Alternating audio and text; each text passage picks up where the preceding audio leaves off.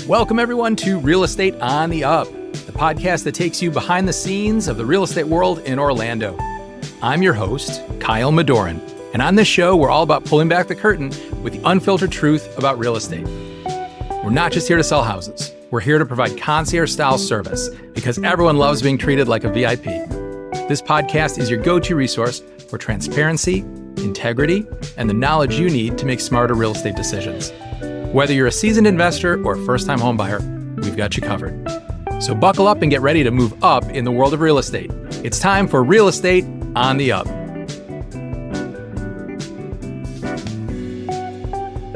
Welcome to another episode of Real Estate on the Up, where we spotlight the professionals shaping Central Florida's dynamic housing market. I'm your host, Kyle Madorin, and today I'm thrilled to introduce a standout in the Orlando real estate scene, Farzana Zalil. Farzana is a seasoned realtor with Charles Ruttenberg Realty Orlando, bringing over 6 years of experience to the table. Based in Winter Park, she successfully closed 85 transactions, totaling nearly $30 million in sales volume, which is great for the time she's been in the industry. Her expertise spans a diverse array of property types, including single-family homes, townhouses, condos, and also land.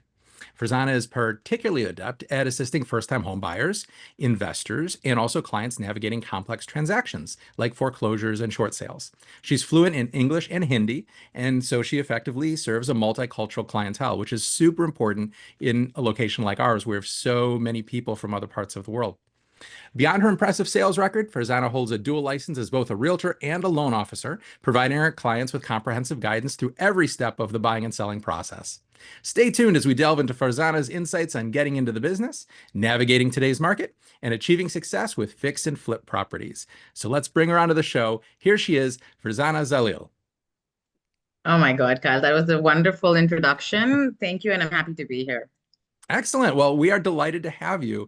You have actually shown a number of properties that I've had listed over the years. So it's a pleasure to meet you because it's always nice to put a face to a name, and your feedback has been wonderful.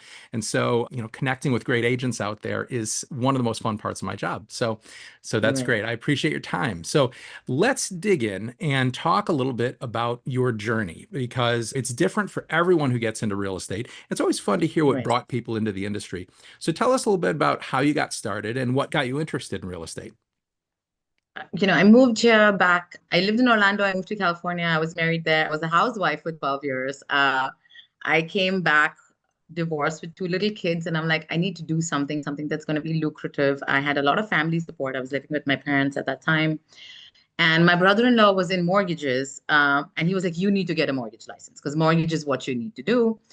I started doing mortgages and I realized it's actually very boring. It's like pulling teeth, going through all those documents. I feel like I was not born to be chained to a desk.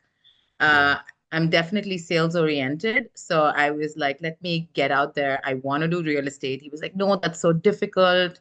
It's so much of driving, showing people things around. I said, that's my calling. This is what I was put on this planet to do. Be in my car, drive around, take people. And I was right. I followed my gut. I got my real estate license. I was actually sitting in his office, and there was an agent from Charles Ruttenberg sitting at his office. And he's like, wait, you need to join my brokerage. Come with me. We met Monica, who was the broker. I fell in love with Monica. She was excellent. That same day, I joined Aura, I joined CRR, and I haven't looked back since. It's really been the best few years of my life, 100%. Like, I know, with every deal, there's so much emotion and so much drama, but I wouldn't trade it for the world. That's great. Yeah, residential real estate is unique because there is so much emotion involved. And it is tough to break into the industry. And so I understand what your brother was saying, that it's, it can be really, really challenging. And as a new agent, there's bound to be lots of hurdles that you face as you become successful. So tell us, how did you navigate some of those early challenges and build this foundation for success that you have today? I think this is a great question, mainly because we give agents this license and then just throw them in the field, right? I know KW has some programs. Many brokerages have programs where they bring in new agents, have them pay a fee, they do some training. It's hard. Even with all that training, it's really hard. I think my guidance to anybody is find somebody in the industry, approach them, and ask them to mentor you. If it means giving them a cut of your deal, so be it. And that's exactly what I did. When I joined CRR, the first thing I did is I went to Facebook. I joined all the CRR groups. I had a much older agent put up something where he needed a flyer because he didn't know how to create one. My original degree is in graphic design. So I was like, hey, you know what? I'll do a flyer for free. How about I do this flyer for you and you let me shadow you for some time? And he was Ah, so impressed. He still slipped me $100 to do the flyer. oh But my God. he wanted somebody who wants to learn. And I'm the same way. If a new agent comes to me and say, hey, please help me, I will 100% help them. I'll help them through paperwork. I'll help them through, I want to be somebody's mentor. So my goal is eventually, once I feel like I have a grip on things, because life is crazy busy. But if an agent came to me, I would 100% let them shadow me or work with me. And I think every new agent shouldn't be afraid. Pick somebody. If you've met them on Facebook, so be it. Go to social media, find an agent, approach 10. I'm pretty sure out of the 10, at least five will say yes. I love that perspective. And I agree with you. I think the great agents realize that this is a collaborative business because at almost every 100%. transaction, you're working with another agent and you're all trying to achieve the same goal, even though you're coming at it from different perspectives, one Correct. assisting the buyers and one assisting the sellers. Everyone wants that transaction to close successfully so that everyone achieves their goals. And so I think if more agents approached it with the collaborative effort that you're describing how you do, it would make the industry better as a whole. So kudos to you for having that Yeah. perspective on it. And I think just to see the tenacity, right? I want to see that the new agent has that fire under them. Every time someone comes and says, hey, I have a part-time job. I work full-time here and I'm trying to be a part-time agent. I'm like, good for you, but I'm not looking for a part-time. Like if you're in it, be in it. Like dive Yeah. in. And that's the only way you can actually find real success is when you feel that fire under you. Yeah. Super difficult to achieve success part-time in this business. I know. And it's hard for people to feel like they want to jump in and do it Yeah. full-time because of the way that It's a it's lot. Yeah, it's commission-based. it's a Yeah. lot. It's Yep, very yep, hard. yep, So I get that. But it is so, so difficult to achieve success part-time. So you're absolutely correct. yep, yep. So as you've grown in the business. You've been in the industry now for 6 years, and you've started to come into your own in terms of what you like to focus on and the things that you Correct. do. And one of those things that you focus on are investment properties, specifically fix and flips, which is a hot topic here in the Orlando area because there's so many people interested in getting into that world. And so I'd love to chat with you about it a little bit, especially for people listening who might also be interested in becoming investors and flipping properties. So, first off, what should investors consider before starting a fix and flip, getting into that and launching that sort of adventure? So I always tell people when you want to do a fix and flip, one, it has to be a bit of spare cash. You're not really going to take your life savings and put it into this business because at the end of the day, it's still volatile. It is less risky to me than the stock market, to be honest. I think real estate is very, very stable, but you need to have the ability to lock up the funds for a few months, sometimes a year or so. Because an average flip takes about 3 months to complete. Say in this market, another 3 months to sell. So you're looking at 6 months where your funds are held up. If you're not comfortable with all that money being held up for that time frame, then this is definitely not the thing for you. I'm kind of lucky. I have a few investors. I originally started with their money, then I moved into using my own money, and of course, financially, I'm only able to do so many. So I always still have investors that I work with at any given time. So at an average, I'm flipping about two homes at a time. I'm averaging currently about 6 to 8 homes a year. So I have a full team. And this is something that I've built into over time. It's been trial and error. And now I've kind of perfected my crew.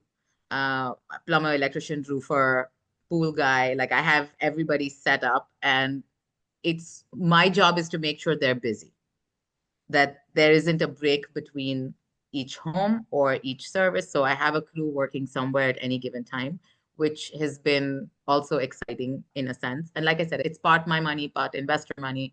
I have my current home in Oviedo that's getting done, should be in the market in about 2 weeks. I have one that in a koi for an investor that's starting next week. So there's a lot going on. Starting with this, I think you need to find an agent who understands doing a comparative market analysis. That's exactly Mm, where I start first. okay. I find a property, I see that it's priced a little below market. I go and I run my comps.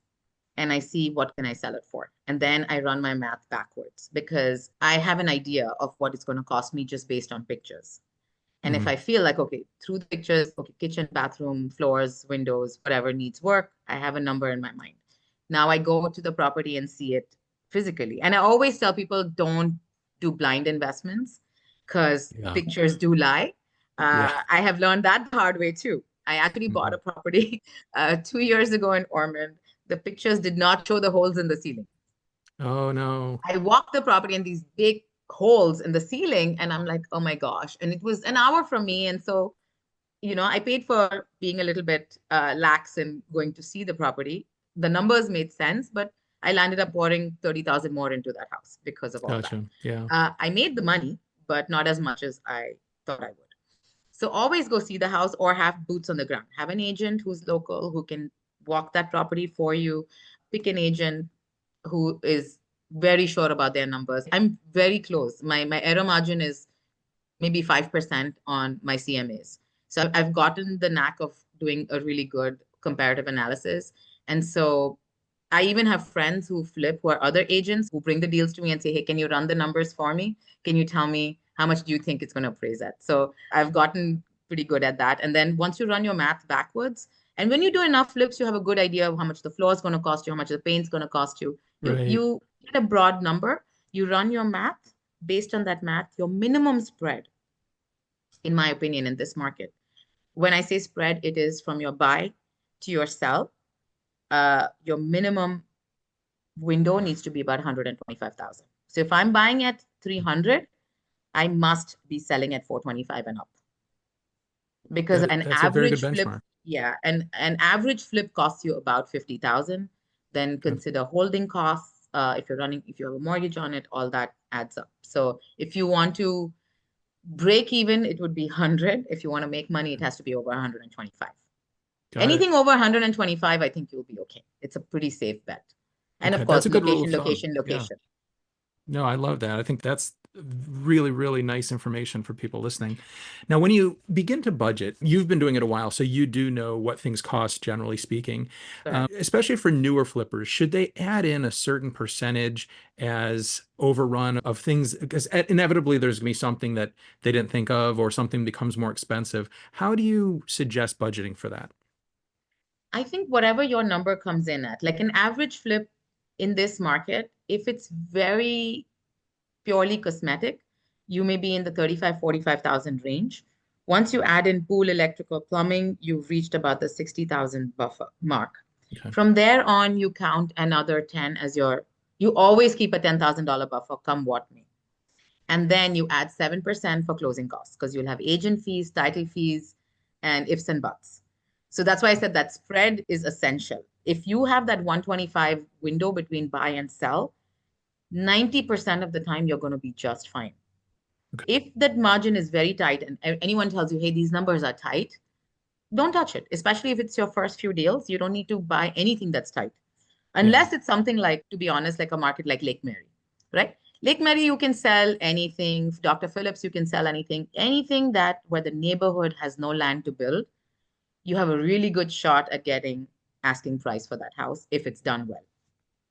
Got it. And I And would think your construction crew makes a huge difference. Like somebody who, if they do a cheap job, you're not going to get top dollar for it. So don't right. skim out and using good materials. I still buy all my appliances from either Home Depot, Best Buy. I don't go to scratch and dent shops. I buy good stuff. I give my sellers goods, my buyers good stuff when they're buying it, so Yeah. they know they're getting a quality product. Yeah, buyers and agents, when they walk through a house, they know what they're seeing. They know if it's Correct. been done, really, really as inexpensively as possible, or if it's been done right, if it's been done Correct. well. And I think that that's wonderful that you take that perspective too. Now, Correct. obviously, when you go into a flip property, you can't address everything, right? You can't tear it down to the studs and start all over and do it all. You have to work within constraints for budget reasons and that sort of thing. So when you walk through a property and you begin looking at it, what renovations give the best return on investment? 100% the kitchen. If you do not have the budget to redo the kitchen, don't buy that house because it's like the heart of the house. Anytime I haven't done the kitchen, I have suffered. I've suffered on the back end, front end, somewhere because the first thing anyone walks in, that is the one room that they fall in love with. is the kitchen. If your kitchen is not done, chances are slim to none that you're going to get that house moved. So that 10,000 budget for everything else is gravy. Gotcha. Yeah, I think that's very true as well. After the kitchen, would you say bathrooms or flooring, or what else is an important? I think bathrooms, flooring, and key is find a palette that's neutral. Not everything has to be gray and white like it is right now. So if your cabinets are in great condition in the current houses and they're brown, then don't do gray floors just to appease what's going on right now. Be a little mindful about what the house calls for. If that structure, that style needs something more muted or more less modern, let's say. Like the modern look is gray and white. You want to go a little bit more contemporary, conservative. I don't know what word you want to call to describe it, but not everybody likes the gray and white anymore. People are sick of it. So be mindful of what you're putting into the house. Be mindful of the buyer's market there. Like if it's in a retirement community, the gray and white may not work as well. You Right. want to maybe go a little bit more old school with your style. If you're hoping to sell the house for 500,000, then up your material. Up your material cost a little, put better things in there. Because if you want an X selling price, that house needs to scream that. So go with gold, maybe accents on some things. Like make it look richer, nicer if you're trying to sell it for a higher price point. Yeah, makes perfect sense. Yeah. Now we talked Because that about extra 5 grand that you spend will really come back. definitely. I agree with you. Yeah. And that comes into budgeting for your projects and what you're Correct. spending the money on and that sort of thing. You might have to spend more if it's a nicer neighborhood, a nicer house. Of course, it's going to 100%. cost you a little bit 100%. more.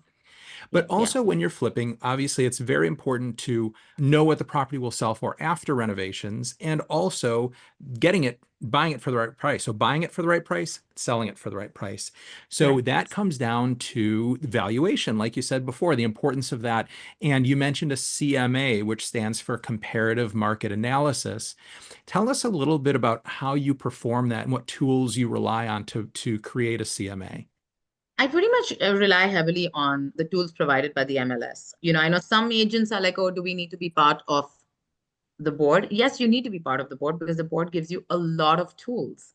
I know there's a lot of debate about that, but I think being a realtor is important. Having access to those tools is important. The ones who complain, I think, are the ones who've actually not studied those tools. Like, I think RPR is genius. I love using RPR. I use it for almost everything that I do. Um, it gives you a really good platform to perform a really good market analysis because you can go back and see pictures of the previous homes that have sold. So when you're comparing it apples to apples. And plus, if you have been in the industry long enough, you kind of have an appraiser cheat sheet. You know how much the appraiser adds for extra rooms, takes off ads for the pool. They add about 25,000 for an updated kitchen. I've seen it on reports in the past. So all these things, all this data collectively helps you create something really accurate for your home purchase. Now, keep in mind, you're putting 400,000 into purchasing this home. This extra 2 hours spent on creating this CMA is going to be the difference whether that deal survives or sinks. Yeah, it's super important. Yeah, I agree It's with super you. important. Like I can't stress enough about how much the uh the CMA ARV, that number dictates how the deal is going to perform. Of course, we're not magicians at the end of the day. You know, it could be that I tell you this house is going to sell at 550. We don't get a good offer. We may land up at maybe 525. It could happen. Has it happened in the past? Yeah, it has happened, right? At Mhm. the end of the day, you could have 27 showings and still have only one offer in hand or no offers in hand. Yeah. It comes down to the property, but more than likely, if it's done well, I also do believe in staging the property once it's completed. That's an extra 3,000 you need to buffer for because the day you stage it, within a week or two of that, you're going to have that offer in your hand. In fact, I've had properties where I've staged it and had offers the very next day. Yeah, I agree with you. Anyone listening to the shows, listen to other episodes, know I'm a huge proponent of staging. So I Correct. agree. I think it's one of the I wasn't best I was returns you in the can get. beginning. I wasn't in the beginning because I was like, oh, what's the point? People can Mhm. use their imagination. But once I used it, I have never gone back. That's great. It Yeah. really does. It's like magic. It is magic. You're right. The staging is the magic. That's the icing on the Right. cake. 100%. So let's switch gears for a second, because one of the things that makes you unique and stand out in our industry locally is the fact that you are multilingual and you work with multicultural clientele. Anyone who's not in the Orlando area who might be listening or watching the show, Orlando is very much a melting pot of people from all over the world. The hospitality industry has really brought people in from everywhere. And we are so diverse. And so we rely on agents who can cater to those special needs.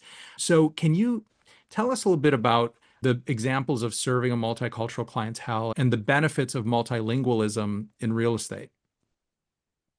I think it is essential, right? I mean, it's not to say, that if you did not speak a second language, you are not going to make it or any of this. I'm Indian. I was born in India. I grew up in Dubai. I moved here. So I've had experiences, and Dubai too is a melting pot. So I'm very comfortable with multicultures in general. I speak Hindi, I speak Gujarati, which is another dialect from India, Mhm. and of course English. And it's good because especially the ones who are first generation here, some of their family members don't even speak English. So they want to bring family into the process of buying, obviously show their older parents. Some of the older parents are moving in here. It's a great city to retire in, just from weather perspective. So a lot of the families bring parents in from India here, and I like that they're able to connect with me, and I can help them understand that part of how the culture here works, how which areas and locations work. Obviously, school district is very, very important to most people who come from India here, because education is a big thing that they look at. For me, serving Seminole County has really helped in that respect, because Seminole County has some of the best schools, whether you want charter, private, public. There's a lot of good options here. My niece graduated from Seminole Middle and High. So even though the schools are not in the best of areas per se, the schools itself are amazing. My kids go Yeah. to Galileo, which is a charter. I never want them to leave, but the high school isn't built yet. So uh, overall, and with Deloitte coming here, we have a lot of Indian families now moving in the Seminole area. We have two mosques, we have a temple.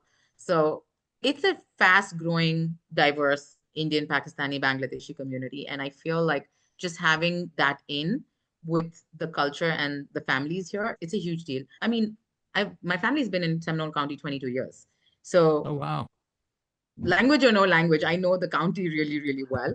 And I know the schools really well. Like I said, my niece was 3 when I moved here. She's 25 now lives in New York. So I've seen the life cycle of Seminole County. I've seen it expand from being like a few Indian families to very many more. And just in general, being in this industry, going to different areas, all of Central Florida, I like that the culture is growing, the city is growing, people's mindset is growing, everyone's accepting more of each other's culture. I feel like we've become a more tolerant society overall over the last 20 years. Definitely. Yeah, Orlando's evolved. It became, went from a little sleepy town into Yes. now, a very, very a large city, and still Yes. continuing to grow and having one of the best job markets nationally. And so Hmm. we're very fortunate that we've Yeah. It's absolutely experienced this. metropolitan now, I would say. Mhm. Yeah. So I have one final question for you, and that Okay. is, a lot of people who are listening or watching, I'm sure, gained an incredible amount of knowledge from what you were telling them I hope today. so.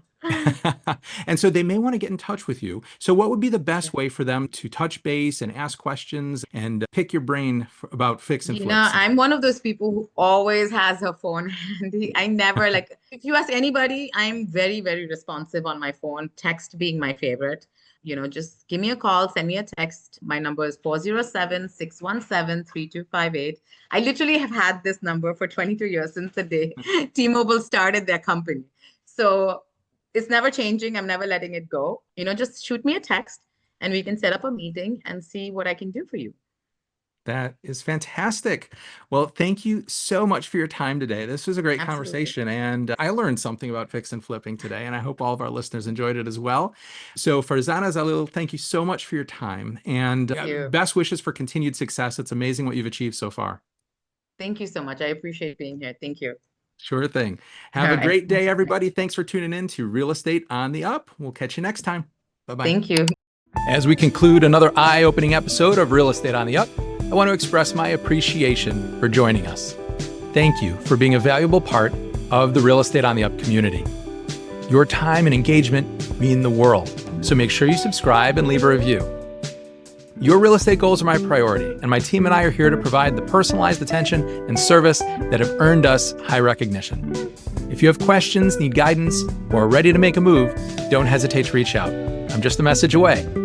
I'm Kyle Madorin, one of Rate My Agent's top 100 in the United States, signing off. Until next time, take care and make those real estate dreams a reality.